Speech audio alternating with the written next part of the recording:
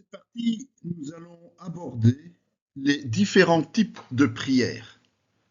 Faites en tout temps par l'Esprit toutes sortes de prières et de supplications. Veillez à cela avec une entière persévérance et priez pour tous les saints.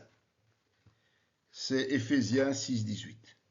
Comme nous l'avons vu dans le chapitre précédent, prier sous toutes ses formes est un acte à réaliser en permanence. Toutes sortes de prières est un terme un peu vague. Nous allons donc tenter d'en définir un certain nombre.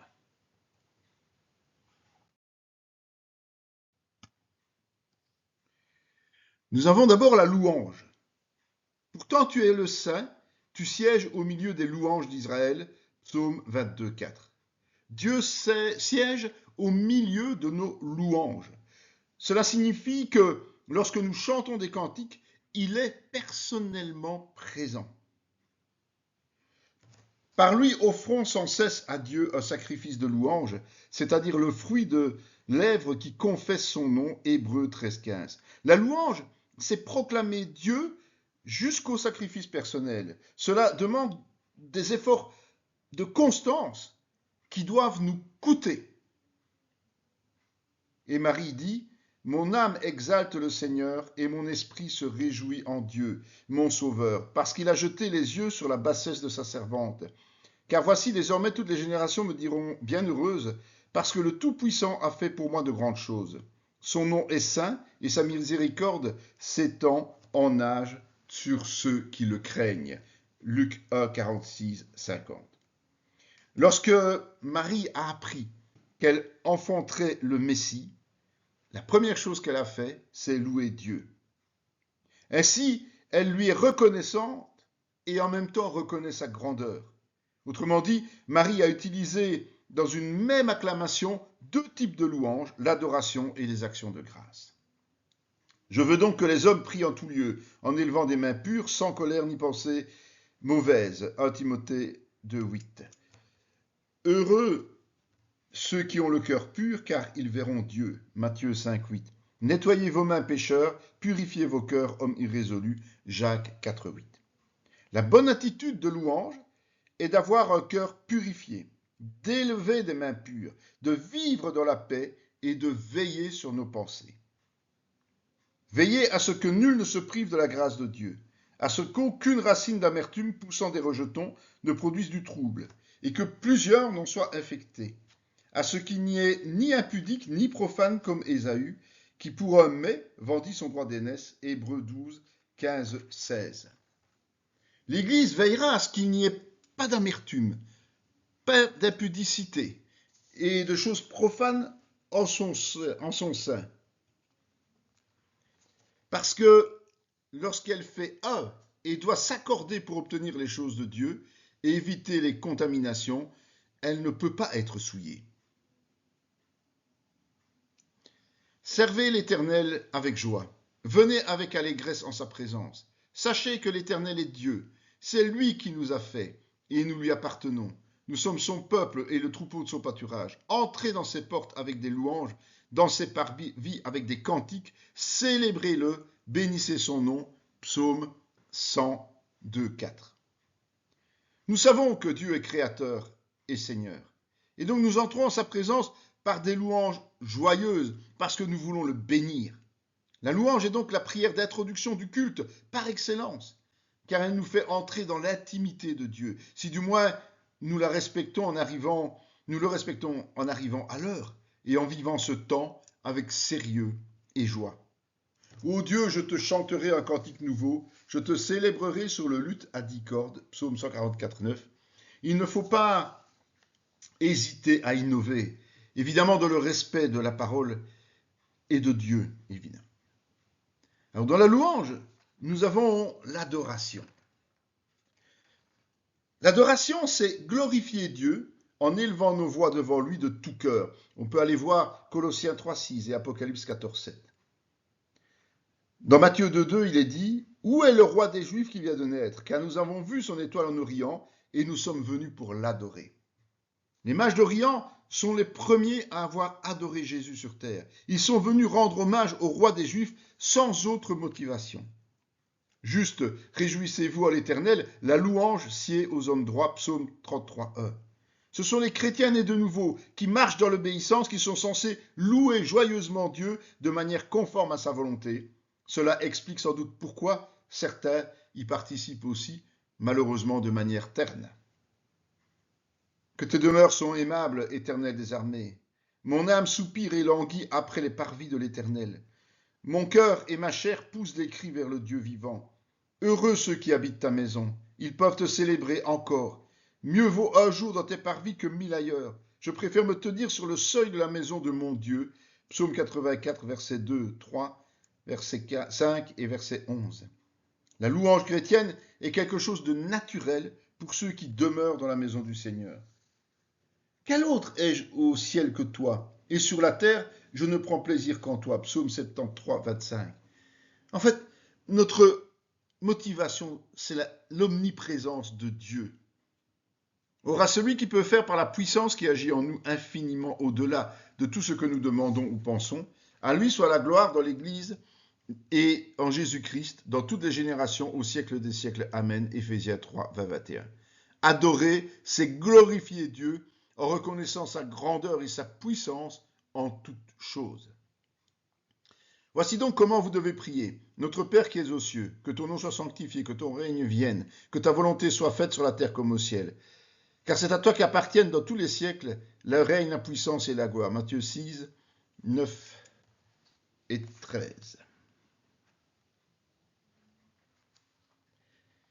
Le Notre Père débute et s'achève par la louange à Dieu, pour la sainteté de son nom, son règne, son autorité, sa puissance et sa gloire. Je bénirai l'Éternel en tout temps, sa louange sera toujours dans ma bouche. Que mon âme se glorifie en l'Éternel, que les malheureux écoutent et se réjouissent. Exaltez avec moi l'Éternel, célébrons tous son nom. Psaume 34, 2, 3. Où est le roi? Toutes les circonstances se prêtent pour glorifier Dieu parce que nous lui devons le salut. C'est quand même la chose la plus importante, ce salut. Il faut voir pour cela Éphésiens 8, 9.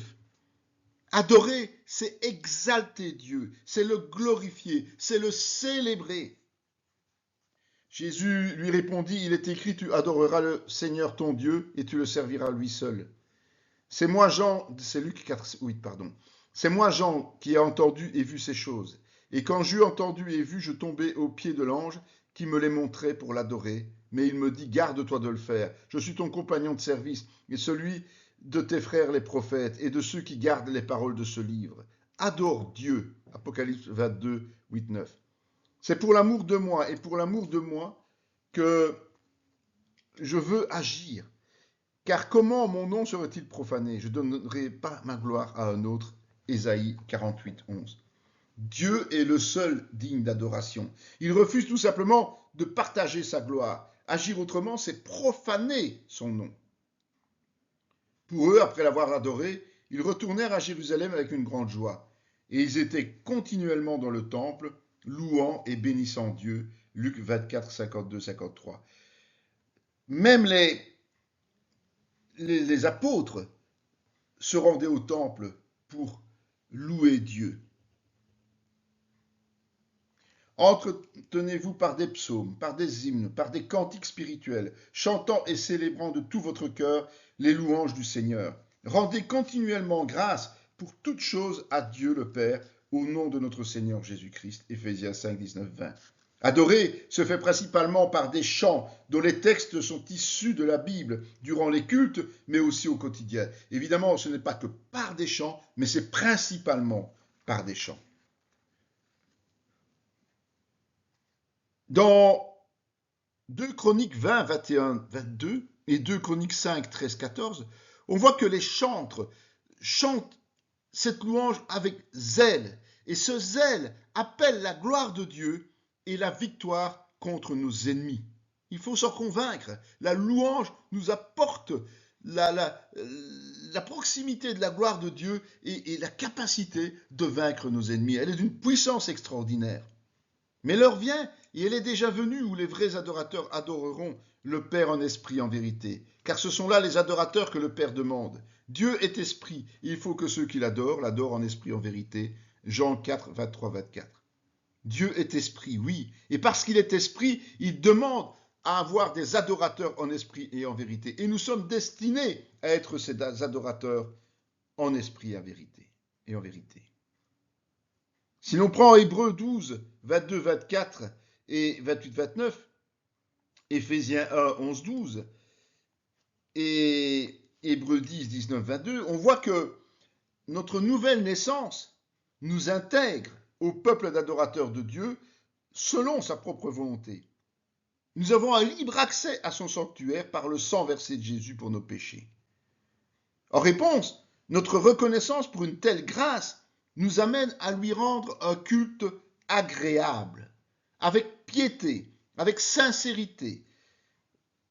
La sincérité d'un cœur purifié, évidemment, avec une foi pleine, avec un corps propre, c'est-à-dire sans impudicité, comme on peut le lire dans 1 Corinthiens 6, 18, 20, et aussi avec crainte.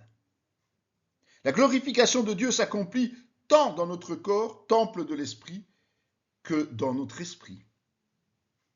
Je célébrerai le nom de Dieu par des cantiques, je l'exalterai par des louanges. Psaume 69, 31. Vous pouvez aussi prendre d'autres psaumes comme le psaume 57, 10, le psaume 119, 54, le psaume 19, 2, 12, le psaume 24, 8 ou le psaume 59, 17, 1. Les sujets qui produisent l'adoration sont infinis. Et dans ces passages-là, nous voyons que ça peut être la personne de Dieu, sa parole, son œuvre créatrice, sa loi parfaite et tous les effets de la loi, son témoignage, ses conséquences, la crainte qu'il inspire, ses jugements, ses récompenses, sa puissance, sa bonté. En fait, tous les attributs de Dieu sont louables et toutes ses actions sont louables. Il est parfait.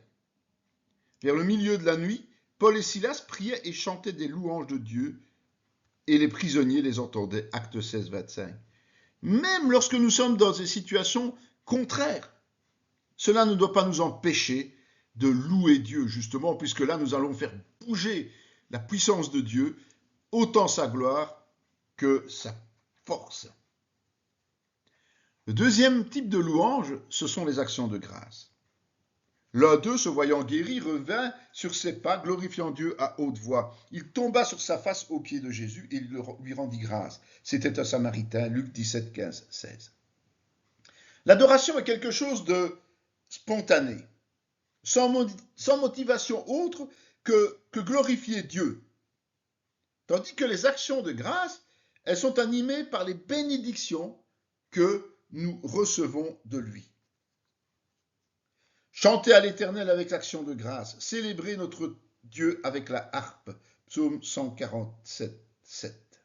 C'est pourquoi ne soyez pas inconsidérés, mais comprenez quelle est la volonté du Seigneur. Ne vous enivrez pas de vin, c'est de la débauche. Soyez au contraire remplis de l'esprit. Entretenez-vous par des psaumes, par des hymnes, par des cantiques spirituels, chantant et célébrant de tout votre cœur les louanges du Seigneur. Rendez continuellement grâce pour toutes choses à Dieu le Père, au nom de notre Seigneur Jésus-Christ. Éphésiens 5, 17, 20.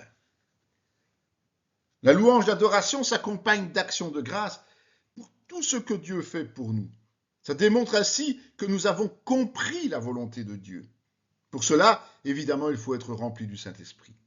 Persévérez dans la prière, veillez-y avec action de grâce, Colossiens 4, 2. Priez sans cesse, rendez grâce en toutes choses, car c'est à votre égard la volonté de Dieu en Jésus-Christ, 1 Thessaloniciens 5, 17, 18. Les actions de grâce, qui sont la volonté de Dieu, font partie intégrante des prières de tout type. Elles sont dites ou chantées en toutes circonstances. De nouveau, il ne faut pas nécessairement chanter, mais beaucoup le seront. En ce moment même, Jésus tressaillit de joie par le Saint-Esprit, et il dit « Je te loue, Père, Seigneur du ciel et de la terre, de ce que tu as caché ces choses aux sages et aux intelligents, et de ce que tu les as révélées aux enfants. Oui, Père, je te loue de ce que tu as voulu ainsi. Toutes choses m'ont été données par mon Père, et personne ne connaît qui est le Fils, si ce n'est le Père, ni qui est le Père, si ce n'est le Fils, et celui à qui le Fils veut le révéler. Luc 10, 21, 22. Comme les actions de grâce sont liées à des bénédictions et des exaucements, la joie qui est provoquée par l'Esprit est évidemment aussi présente. Rendez grâce au Père qui vous a rendu capable d'avoir part à l'héritage des saints dans la lumière qui nous a délivrés de la puissance des ténèbres et nous a transportés dans le royaume du Fils de par son amour, en qui nous avons la rédemption, la rémission des péchés. Colossiens 1, 12, 14. Être pardonné et sauvé, ça va évidemment produire en notre cœur des remerciements vis-à-vis de Dieu. Je t'offrirai un sacrifice d'action de grâce, psaume 116, 17. Car qui suis-je et qui est mon peuple pour que nous puissions te faire volontairement ces offrandes? Tout vient de toi et nous recevons de ta main ce que nous t'offrons. 1 Chroniques 29, 14. Les actions de grâce sont un sacrifice gratuit, rendu possible par Dieu lui-même. C'est ça qui est merveilleux avec lui. Il nous donne pour que nous puissions rendre. À Dieu seul, notre Sauveur, par Jésus-Christ, notre Seigneur, soit gloire, majesté, force et puissance, dès avant tous les temps, et maintenant, et dans tous les siècles. Amen. Jude 1, 25. Les actions de grâce, elles sont éternelles. Ils font partie intégrante de la louange céleste. Ce peuple d'adorateurs en esprit, en vérité, fera constamment des louanges qui sont de l'adoration et des actions de grâce. Alors il fit asseoir la foule par terre, prit les 7 pains, et après avoir rendu grâce, il les rompit, et les donna à ses disciples pour les distribuer. Ils les distribuèrent à la foule.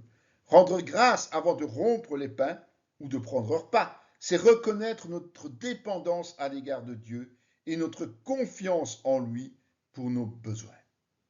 Ils ôtèrent donc la pierre, et Jésus leva les yeux en haut et dit, « Père, je te rends grâce de ce que tu m'as exaucé. » Jean 11, 41. La confiance de Jésus en l'exaucement de ses prières va jusqu'à remercier Dieu avant l'aboutissement. Et puis nous avons évidemment, puisque ce sont deux choses qui participent à la louange, nous avons le mélange des deux, de l'adoration et des actions de grâce. Et un bel exemple de prière d'adoration et d'action de grâce combinée est celle de David au moment de passer le pouvoir à son fils Salomon. Vous retrouverez ce passage dans 1 Chroniques 29, 10, 17 et 19, 22. Dans ce texte, les sujets d'adoration envers Dieu sont notamment sa royauté, sa grandeur, sa force, sa magnificence, son éternité, sa gloire, son omnipotence, son règne, son action puissante, son sujet.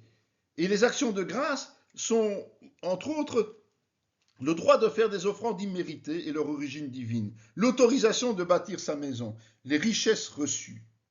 Pour cela, le cœur de David est dans la droiture, et le peuple joyeux, au point d'offrir des sacrifices nombreux d'actions de grâce.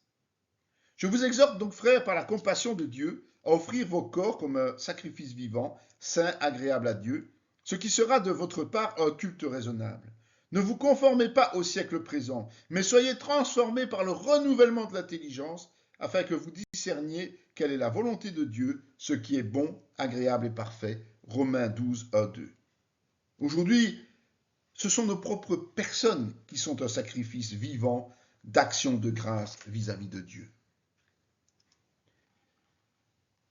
Après la louange, nous avons la prière de repentance. Si j'avais conçu l'iniquité dans mon cœur, le Seigneur ne m'aurait pas exaucé. Psaume 66, 18. Faire repentance est indispensable si nous voulons être exaucés. Mais ce sont vos crimes qui mettent une séparation entre vous et Dieu. Ce sont vos péchés qui vous cachent sa face et l'empêchent de vous écouter. Ésaïe 59, 2. Le péché provoque une séparation entre Dieu et nous. Sa face nous est cachée et il ne nous écoute pas. Mon peuple était un troupeau de brebis perdues, leurs bergers les égaraient, les faisaient errer par les montagnes.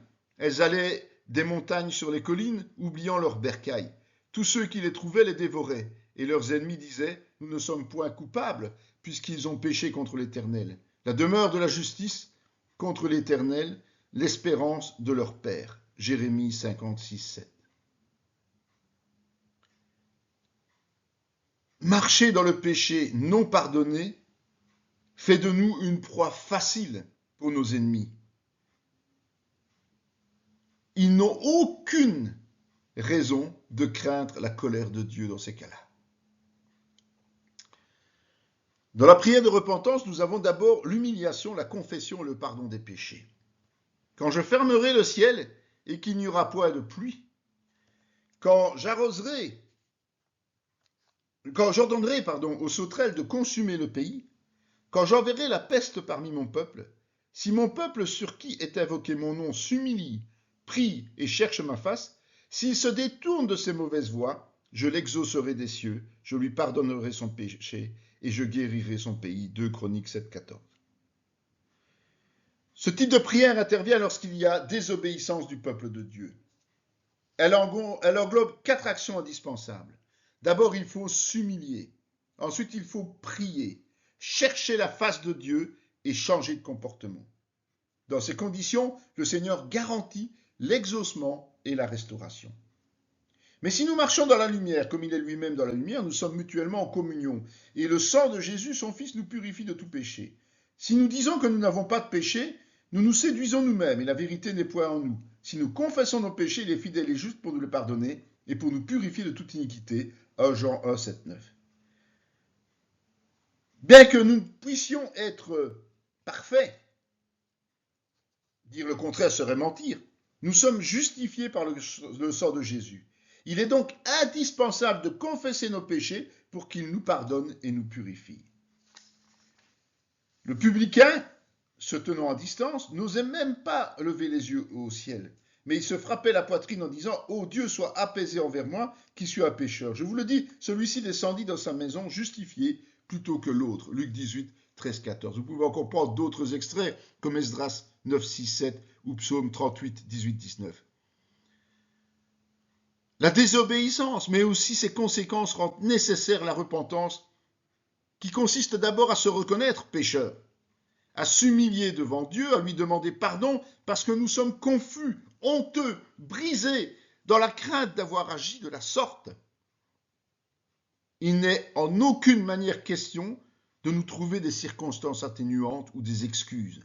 Seul l'aveu complet, sincère, compte. Pardonne-nous nos offenses, comme nous aussi nous pardonnons à ceux qui nous ont offensés. Si nous pardonnons aux hommes leurs offenses, notre Père céleste vous pardonnera aussi. Mais si vous ne pardonnez pas aux hommes, votre Père ne vous pardonnera pas non plus vos offenses. Matthieu 6, 12 et 14, 15. Dieu a placé un préalable à notre pardon, comme nous l'avons déjà vu. Nous devons d'abord pardonner nous-mêmes à ceux qui nous ont offensés. Qui connaît ces égarements? Pardonne-moi ceux que j'ignore. Psaume 19, 13. Il est important de se rendre compte que nous commettons des péchés sans savoir, et ceux-là aussi doivent être pardonnés, évidemment. Comme nous l'avons déjà vu, si nous confessons nos péchés, il est fidèle et juste pour nous les pardonner et pour nous purifier de toute iniquité. La confession des péchés garantit toujours, comme nous l'avons vu, le pardon et la purification. Confessez donc vos péchés les uns aux autres et priez les uns pour les autres afin que vous soyez guéris, Jacques 5, 16. La confession mutuelle des fautes permet d'orienter les prières afin d'être libérés de ces liens. Je parlais encore, je priais, je confessais mon péché, le péché de mon peuple d'Israël, Daniel 9, 20. La confession ne se limite pas à nos propres fautes. Par l'intercession, nous sommes amenés à présenter celle de la collectivité, donc de nos églises. Il y a ensuite la prévention face aux rechutes. Ne nous induis pas en tentation, mais délivre-nous du malin. Matthieu 6, 13. Comme nous l'avons déjà abordé, dans la prière modèle, troisième partie de ce cours, ce n'est pas Dieu qui est à l'origine de la tentation, mais le malin et notre chair. Raison pour laquelle nous devons être vigilants et prier. Grâce à son expérience, Jésus vient à notre secours, évidemment. Sonde, ô Dieu, mon cœur, éprouve-moi et connais mes pensées. Regarde si je suis sur une mauvaise voie et conduis-moi sur la voie de l'éternité. Psaume 139, 24. Toutes les voies de l'homme sont pures à ses yeux, mais celui qui pèse les esprits, c'est l'Éternel. Proverbe 16, 2. Demander à Dieu de sonder nos cœurs permet de corriger les travers qui, pour nous, ne semblent pas toujours en être. Conduis-moi dans le sentier de tes commandements, car je l'aime. Incline mon cœur vers tes préceptes et non vers le gain. Détourne mes yeux de la vue des choses mauvaises. Fais-moi vivre dans ta voie. Psaume 119, 35, 37. Dieu accède volontiers à notre demande de nous mener dans l'obéissance en orientant notre attention sur la loi, sur sa loi, tout en écartant notre regard des choses matérielles et vaines. Mais nous devons lui demander. Alors nous avons un modèle extraordinaire de David, le psaume 51. C'est une prière de repentance que nous devrions plus souvent lire pour comprendre vraiment ce que Dieu attend de nous. Après avoir commis l'irréparable avec la femme d'Uri et fait assassiner son époux, n'oublions pas, David est mis face à son horreur par le prophète Nathan. Étant le roi, il pourrait se dérober, il pourrait faire taire Nathan, mais il choisit d'assumer sa faute et implore la pitié de Dieu qu'il sait bon, afin d'obtenir le pardon. C'est ça son objectif. Pour ce faire, il avoue son péché contre l'Éternel et s'attend à son juste jugement tout en craignant d'être privé du Saint-Esprit. Sachant qu'il est pécheur depuis sa naissance et que Dieu veut qu'il vive dans la vérité, il compte sur ce dernier pour revenir dans ses grâces et la liberté du salut, parce qu'il est incapable d'encore le louer et lui offrir des sacrifices. Il souhaite que Dieu lui ouvre la bouche et voit son cœur brisé et s'engage à se servir de cette expérience douloureuse pour enseigner les autres à ne pas transgresser la loi, sachant que sa restauration bénéficiera à l'ensemble de son peuple. À la suite de cette prière, David est pardonné, mais au prix de la mort du fils né de sa relation adultérine et de la trahison d'un autre. Le cours de la vie reprendra finalement avec la naissance de Salomon, son successeur sur le trône. Et nous verrons qu'il y a un résultat évident. Il me fit voir Josué, le souverain sacrificateur, debout devant l'ange de l'Éternel et Satan qui se tenait à sa droite pour l'accuser. L'Éternel dit à Satan, que l'Éternel te réprime, Satan, que l'Éternel te réprime, lui qui a choisi Jérusalem. N'est-ce pas là un tison arraché du feu? Or Josué était couvert de vêtements sales et il se tenait debout devant l'ange. L'ange, prenant la parole, dit à ceux qui étaient devant lui, ôtez-lui les vêtements sales. Puis il dit à Josué, vois, je t'enlève ton iniquité et je te revêts d'habits de fête. Je dis qu'on mette sur sa tête un turban pur. Et ils mirent un turban pur sur sa tête et ils lui mirent des vêtements. L'ange de l'Éternel était là. Zacharie 3, 1, 5. Lorsque nous sommes souillés par le péché, le diable nous accuse devant Dieu. Or Dieu considère celui qui est né de nouveau comme une âme sauvée de l'enfer et son cœur penche vers lui afin de le laver de ses iniquités.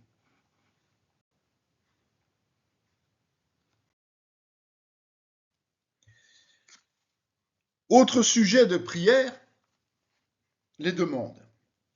Demandez et on vous donnera.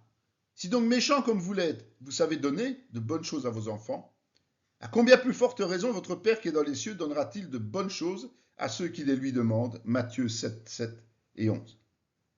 Pour recevoir quelque chose de Dieu, il faut lui demander. Et Dieu ne va nous offrir que de bonnes choses, évidemment. Agrée ô Éternel les sentiments de ma bouche, exprime et enseigne-moi tes lois. Psaume 119, 108.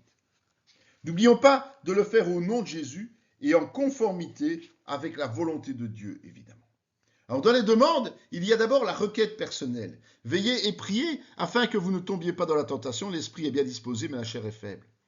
Pour rappel, Jésus nous conseille de veiller et de prier parce que nous sommes faibles. Et donc cette chair peut nous entraîner dans la tentation. Et pour accepter ce concept, il faut de l'humilité. Donne-nous aujourd'hui notre pain quotidien, Matthieu 6, 11. Notre besoin prioritaire est de recevoir ce qui est nécessaire pour vivre. On dit bien nécessaire. Jabez était plus considéré que ses frères. Sa mère lui donna le nom de Jabez en disant « C'est parce que je l'ai enfanté avec douleur ».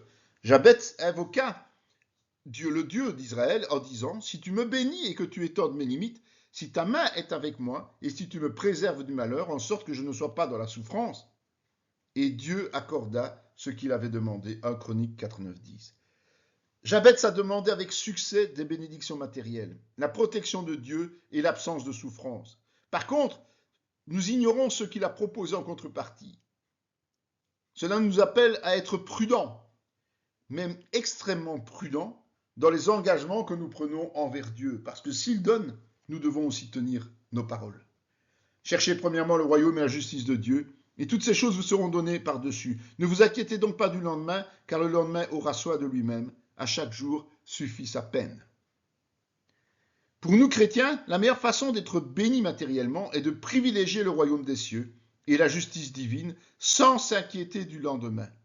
Autrement dit, le disciple devrait toujours avoir une vision des choses matérielles à court terme pour privilégier le spirituel. Et tout ce que vous demanderez en mon nom, je le ferai, afin que le Père soit glorifié dans le Fils. Si vous demandez quelque chose en mon nom, je le ferai. Ensuite, comme déjà répété à plusieurs reprises, il faut demander au nom de Jésus, parce que lui va glorifier le Père en nous exaucant. Si vous demeurez en moi et que mes paroles demeurent en vous, demandez ce que vous voudrez et cela vous sera accordé. Ce n'est pas vous qui m'avez choisi, mais moi je vous ai choisi et je vous ai établi afin que vous alliez et que vous portiez du fruit et que le fruit demeure, afin que tout ce que vous demanderez au Père en mon nom, il vous le donne. Donc pour demander correctement au nom de Jésus, il va de soi que nous devons être en lui et maîtriser ses paroles. Tout ce que vous demanderez avec foi par la prière, vous le recevrez. Dans Matthieu 21, 22, quoi que ce soit que vous demandiez, nous le recevons de lui. Parce que nous gardons ses commandements et que nous faisons ce qui lui est agréable. 1 Jean 3, 22. On peut encore regarder Jacques 1, 5, 8, Psaume 119, 34 ou Psaume 119, 66. Tous ces passages nous montrent qu'il faut absolument la foi, il faut absolument l'intelligence renouvelée et il faut absolument l'obéissance pour obtenir les choses de Dieu. Le doute, l'instabilité et le non-exaucement qui leur sont liés sont dus à un manque de sagesse que nous compensons aisément en demandant celle-ci à Dieu sans qu'il nous juge. Donc demandons à ce qu'il nous donne cette sagesse pour prier avec foi. Nous en priver serait ridicule. Fais-moi comprendre la voie de tes ordonnances, Psaume 119, 27. Ouvre mes yeux pour que je contemple les merveilles de ta loi, Psaume 119, 18. Éloigne de moi la voie du mensonge et accorde-moi la grâce de suivre ta loi, Psaume 119, 29. La sagesse qui vient de Dieu permet de comprendre comment mettre en œuvre ses plans dans nos vies et de nous émerveiller de la perfection de ceux-ci. C'est une grâce que d'être ainsi guidé dans l'obéissance. Enseigne-moi, Éternel, la voie de tes statuts pour que je la retienne jusqu'à la fin. Psaume 119, 33. Lorsqu'on les exhorte à étudier la parole en profondeur, beaucoup de chrétiens se désistent sous prétexte qu'ils n'en sont pas capables, faute d'intelligence ou d'érudition. Mais c'est une erreur fondamentale. Demandons à Dieu de nous assister et nous serons rapidement surpris des résultats engrangés et qui sont indispensables pour avancer dans les voies de Dieu. Tout cela se fait par l'œuvre du Saint-Esprit, évidemment, et par nos efforts aussi, bien sûr. Accomplis envers ton serviteur ta promesse qui est pour ceux qui te craignent. Psaume 119, 38. Souviens-toi de ta promesse à ton serviteur, puisque tu m'as donné l'espérance. Psaume 119, 48. Pour obtenir l'accomplissement des promesses de Dieu, qui devient espérance pour nous, eh bien, il faut aussi le craindre.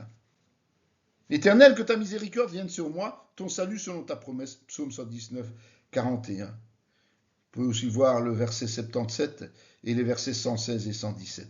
La promesse principale de Dieu à l'égard de ceux qui croient en Jésus, c'est le salut rendu possible par sa seule miséricorde ou compassion.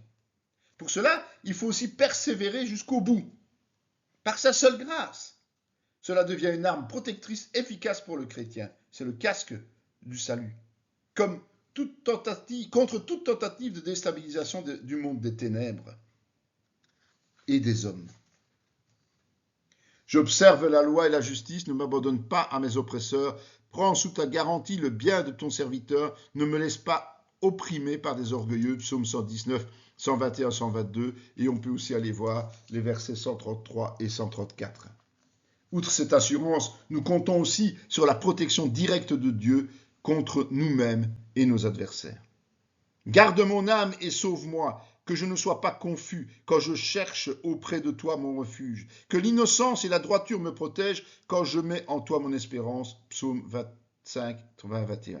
En résumé, placer notre confiance en Dieu tout en marchant dans l'obéissance nous autorise à plaider notre cause sagement, avec succès, puisque Dieu nous offre tout.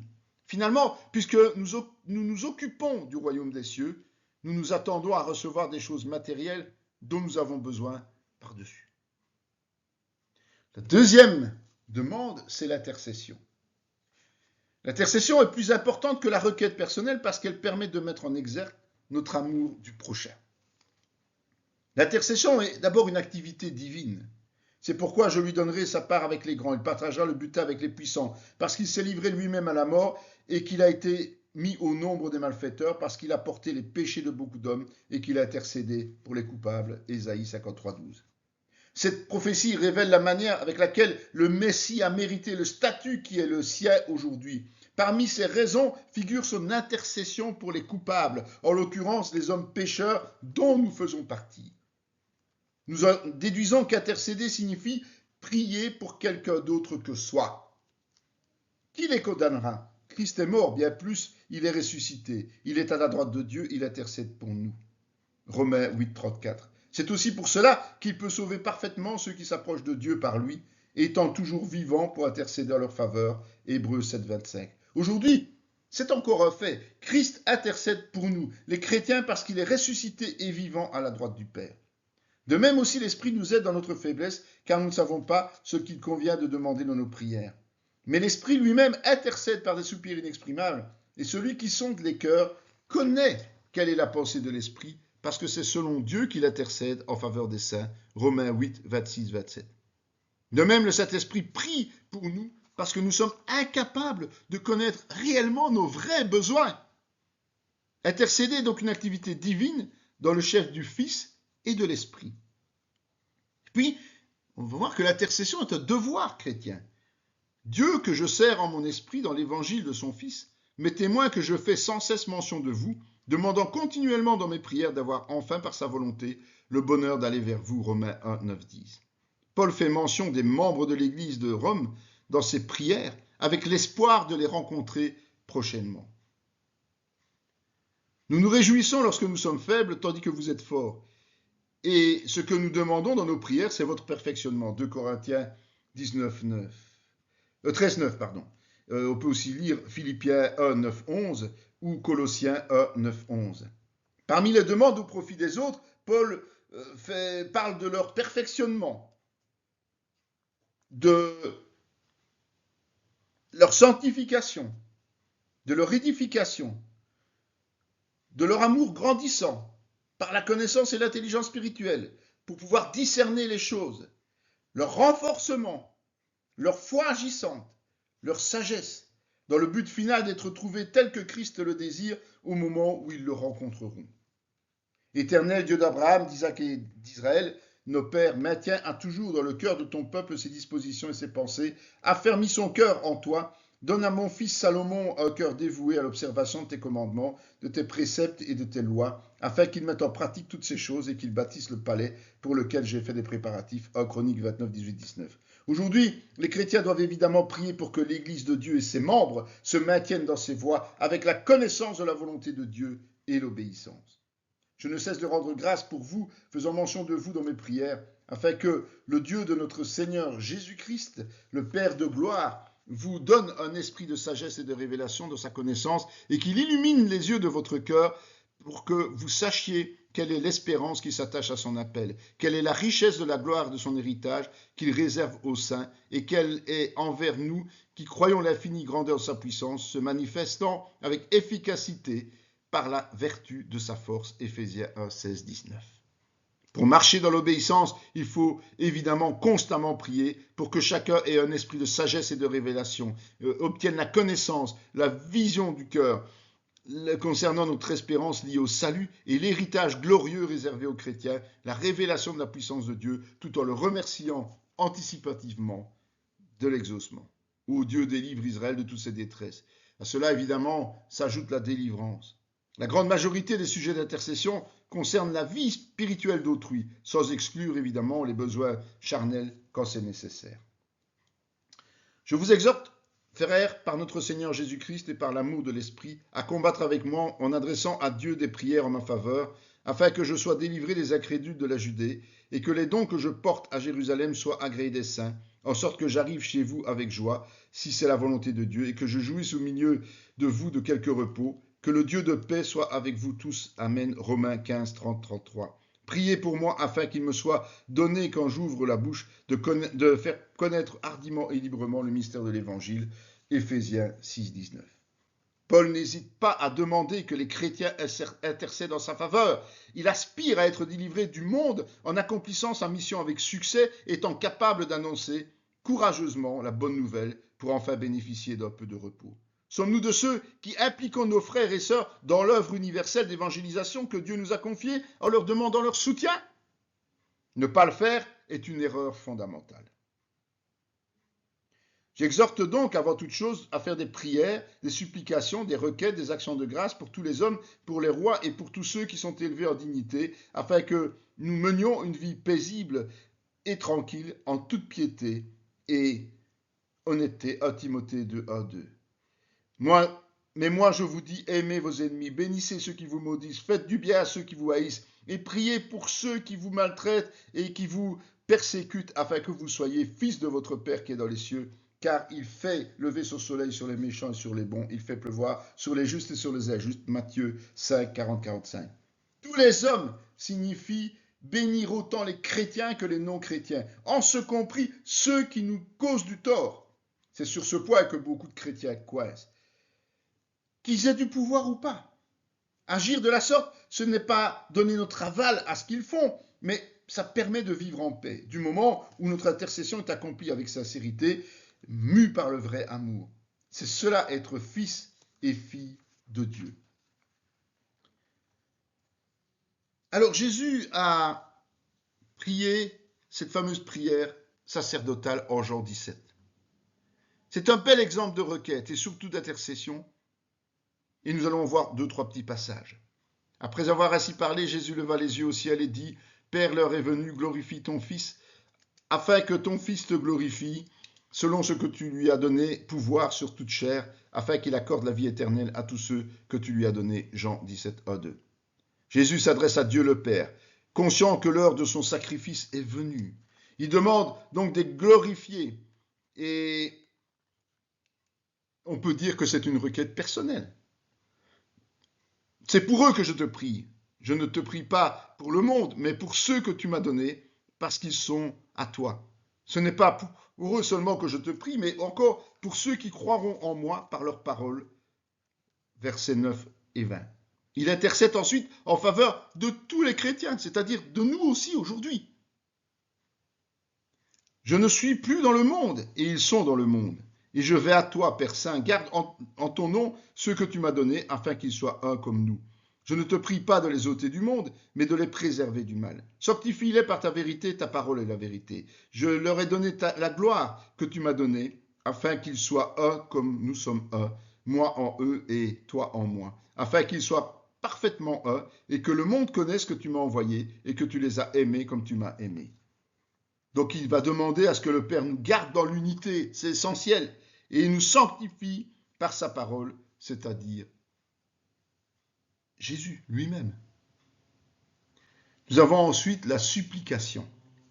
Ne vous inquiétez de rien, mais en toute chose, faites connaître vos besoins à Dieu par des prières, des supplications avec des actions de grâce. Philippiens 4, 6. Je t'implore de tout mon cœur, aie pitié de moi selon ta promesse. Psaume 119,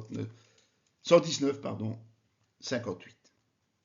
Supplier, c'est implorer ou demander pitié. Nuit et jour, nous le prions avec une extrême ardeur de nous permettre de vous voir, et de compléter ce qui manque à votre foi. Que Dieu lui-même, notre Père et notre Seigneur Jésus-Christ, aplanisse notre route pour que nous allions à vous. Que le Seigneur augmente de plus en plus parmi vous et à l'égard de tous cette charité que nous avons nous-mêmes pour vous, afin d'affermir vos cœurs pour qu'ils soient irréprochables dans la sainteté, devant Dieu notre Père lors de l'avènement de notre Seigneur Jésus-Christ avec tous ses saints. 1 Thessaloniciens 3, 10, 13. Particularités d'une supplication sont le temps passé, nuit et jour, et l'ardeur extrême déployée, c'est-à-dire la persévérance, avec comme incitant la volonté de voir les plans de Dieu s'accomplir pour notre bien et celui des autres. Que mon cri parvienne jusqu'à toi, ô Éternel. Psaume 119, 169, 1. Je m'épuise à force de gémir. Chaque nuit, ma couche est baignée de mes larmes. Mon lit est arrosé de mes pleurs. J'ai le visage usé par le chagrin. Tous ceux qui me persécutent le font vieillir. Psaume 6, versets 7, 8. Cela comprend le fait de crier et de gémir jusqu'à l'épuisement envers Dieu, évidemment. Même si cela se fait dans le silence, c'est alors un cri du cœur. Et l'amertume dans l'âme, elle pria l'Éternel et versa des pleurs. Comme elle restait longtemps en prière devant l'Éternel, Élie observa sa bouche. Anne parlait dans son cœur et ne faisait que remuer les lèvres, mais on n'entendait point sa voix. Élie pensa qu'elle était ivre. 1 Samuel 1, 10, 12 et 13.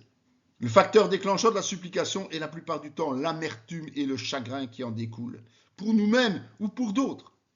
La prière fervente du juste a une grande efficace. Jacques 5, 16. La prière fervente, synonyme de supplication, porte ses fruits avec certitude si nous sommes dans la justice de Dieu, justifiés par Jésus et obéissants. La supplication est donc le résultat d'une situation d'impuissance pour nous-mêmes, requête personnelle ou pour autrui, intercession, voire de révolte, à tel point qu'il n'y a plus d'autre espoir que Dieu seul, à qui nous nous adressons longuement, avec larmes et persévérance, parfois en criant, parfois en gémissant, parfois en silence. Et ensuite, comme dernière demande, il y a la recherche de la volonté de Dieu. Nous ne serions ni complets ni dans la vérité si nous omettions de parler d'un point primordial qui apporte toute l'efficience à nos prières. Recommande à l'Éternel tes œuvres et tes projets réussiront. Proverbe 16, 3. Aucun domaine de notre vie, qu'il soit matériel ou spirituel, n'échappe à Dieu. Tout lui confier et se conformer à sa décision, agrément, refus ou modification, est la meilleure solution pour réussir. Que ta volonté soit faite sur la terre comme au ciel. Matthieu 6, 10. Père, si tu voulais éloigner la coupe de moi, toutefois que ta volonté ne se fasse pas, que ma volonté ne se fasse pas, mais la tienne. C'est toujours la volonté de Dieu qui prévaut, même pour Jésus au jardin de Gethsémani, juste avant son calvaire. À ce moment, s'il avait pu éviter la croix, il l'aurait fait, mais il a voulu que la volonté de Dieu s'accomplisse. En ce temps-là, Jésus se rendit sur la montagne pour prier. Il passa toute la nuit à prier Dieu. Quand le jour parut, il appela ses disciples. Il en choisit 12, auxquels il donna le nom d'apôtres. Avant de choisir les apôtres, Jésus a longuement prié. Il leur dit, la moisson est grande, mais il y a peu d'ouvriers. Priez donc le maître de la moisson d'envoyer des ouvriers dans sa moisson. Luc 10, 2. Prier pour obtenir plus d'ouvriers dans la moisson est une volonté prioritaire du Père et la mission universelle de chaque chrétien. Et tout ce que vous demanderez en mon nom, je le ferai afin que le Père soit glorifié dans le Fils. Jean 14, 13. J'ai été crucifié avec Christ. Et si je vis, ce n'est plus moi qui vis, c'est Christ qui vit en moi. Si je vis maintenant dans la chair, je vis dans la foi au Fils de Dieu qui m'a aimé et qui s'est livré lui-même pour moi. En abandonnant les rênes de notre vie à Jésus, nous nous conformerons à la volonté de Dieu. Cette vidéo fait partie intégrante de la formation en théologie pratique dispensée par la mission de théologie Emmanuel de Parakou, Bénin, sous l'autorité académique du Centre chrétien Emmanuel SBL, Spa, Belgique. Pour mieux connaître nos activités, voici nos différentes adresses.